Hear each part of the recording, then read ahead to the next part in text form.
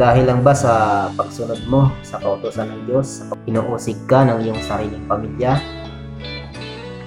Ay karamihan sa mga kapatid, pag sila ay nakasumpong na ng karunungan at nagkahilig na sa salita ng Diyos, yun naman ay dumarating din ang pag-uusig sa kanila. Ito naman ay nangyayari na talaga sa panahon natin ngayon, sa panahong Kristiyano. Ay nasusulat naman yon na tayo ay uusigin din sa sarili nating pamilya dahil lang sa pagsunod sa aral ng Diyos. Kung yung mga kaibigan natin dati ay naging matalik nating kaibigan dahil nakakasama natin sila dati sa kalayawan, nakakasama dati sa mga masasamang gawain, ngayon ay inuusig naman nila tayo kahit naman sa ating sariling pamilya. Sa mga bagong kapatid na naanib, huwag po kayong magtaka kasi yun ay nasusulat naman yon sa Biblia. Mag-uusig talaga sa inyo, mag-uusig sa atin ay sarili din nating pamilya dahil sa pagsunod natin sa aral ng Diyos.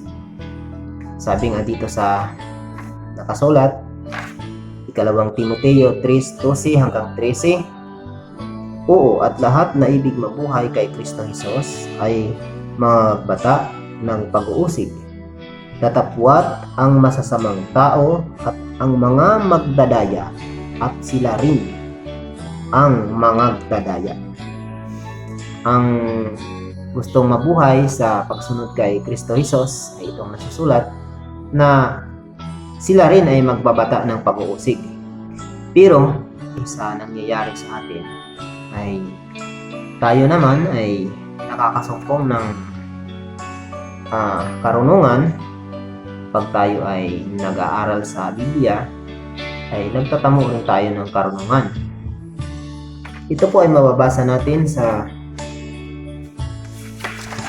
Biblia sa Kawikaan 3:13.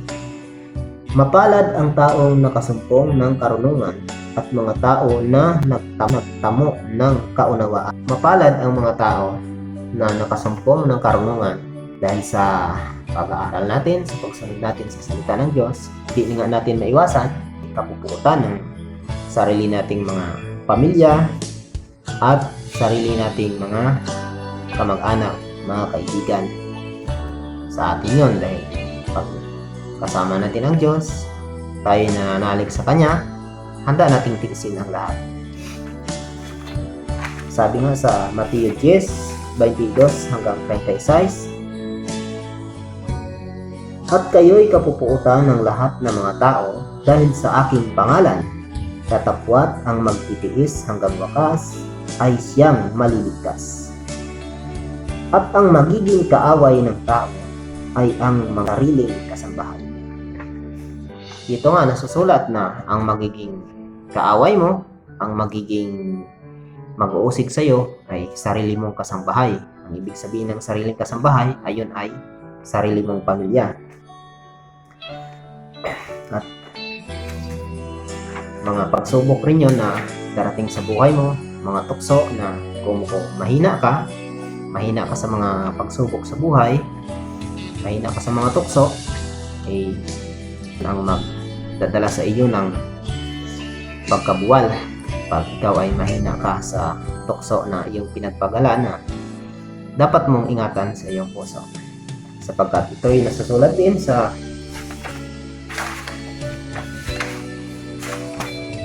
Santiago 1:12, mapalad ang taong nagtitiis ng tukso, sapagkat pagkasubok sa kaniya, siya ay tatanggap ng putong na buhay na ipinangako ng Panginoon sa mga nagsisiibig sa Kanya.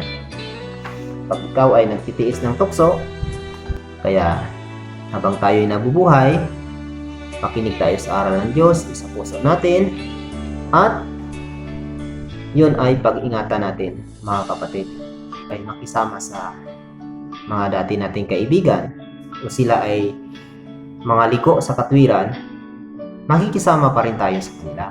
Pero kailangan, sabi sa Biblia, ay bilang tayo ay nabubuhay sa ilaw o sa liwanag na yung isip natin, ipakita pa rin natin sa kanila na tayo ay liliwanag sa gitna nila na bilang gumagawa ng mabuti.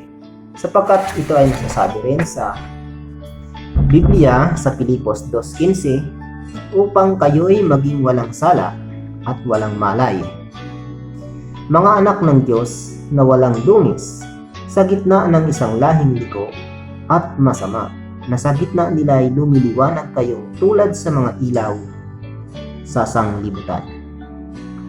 Dapat, sa pakisama natin, liliwanag pa rin tayo sa sanglibutan, mga kapatid.